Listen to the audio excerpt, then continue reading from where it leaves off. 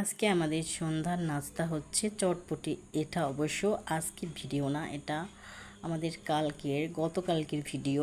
আমরা গতকালকে চটপটি খেয়েছিলাম, আমি আজকে আপলোড করছি ভিডিওটা। আসসালামু আলাইকুম, সবাই কেমন আছেন? আশা করি ভালো আছেন। আজকে আমি আপনাদের সাথে শেয়ার করছি চটপটি খাওয়ার কিছু মুহূর্ত। আমার হাজব্যান্ড এটা বাইরে থেকে নিয়ে আসছিল। চটপটিটা অবশ্য আমি বাসায় বানাইনি, তো এটা বাইরে থেকে এনে আমরা সবাই মিলে খাবো, তো সেই প্রস্তুতি নিচ্ছিলাম। তো চটপটিগুলো সব বাটিতে সার্ভ করা হয়ে গিয়েছে। এরপর যে কুচানো সালাদটা ছিল, এর ভিতর ছিল হচ্ছে পেঁয়াজ কুচি, কাঁচামরিচ কুচি আর হচ্ছে শসা কুচি। তো সবগুলো কুচানো শসাটা আমি এর ভিতর দিয়ে দিচ্ছি। সবগুলো বাটিতে যখন আমার এই কুচানো স্যালাডটা দেওয়া হয়ে যাবে, তো এরপর আমি দিয়ে দিচ্ছি ডিম। ডিমের কুচিটা অনেক ছিল, চটপটির ভিতরে ডিম দিলে অনেক মজা লাগে। আমার কাছে তো মজা লাগে, জানি না কার কাছে কেমন লাগে, অবশ্যই কমেন্টে জানাবেন।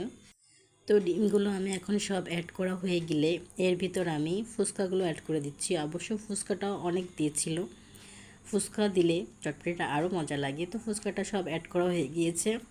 এখন আমার ফুচকাটা অ্যাড করা হলে এর এর ভিতর দেওয়ার জন্য আরও একটা জিনিস নিয়ে আসছিলো, সেটা হচ্ছে চপ।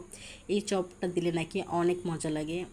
আমি জানি না কতটা মজা লাগে, আমার হাজব্যান্ডের তো খুবই মজা লাগে। তো আমি অল্প করেই চপটা নিয়েছিলাম, আর হচ্ছে অন্য বাটিতে সব বেশি করে দিয়েছিল। আমি চপটা আমার কাছে অতটা ভালো লাগে না, এই জন্য আমি অল্প করেই নিয়েছি। তো এখন আমাদের সব কিছু উপকরণ দেওয়া হয়ে গেছে। অবশ্য একটা মিস্টেক হয়েছে, এর ভিতর টক দেওয়া হয়েছিল আগেই, টকটা আমি বলতে ভুলে গেছি। আর পরে যতটুকু টক ছিল আমি সব আমার চটপটিতে অ্যাড করে নিয়েছি, কারণ টকটা অতটা টক ছিল না। এবার আমরা সবাই মিলে তো চটপটি খাচ্ছি। অবশ্য মজাই লাগছিল, একসাথে খেতে অনেকটা মজার হয়েছিল, কারণ চটপটির থেকে মশলা অনেকটা বেশি। এরপর দেখুন আমি কিন্তু সব টক আমারটাই ঢেলে নিয়েছি।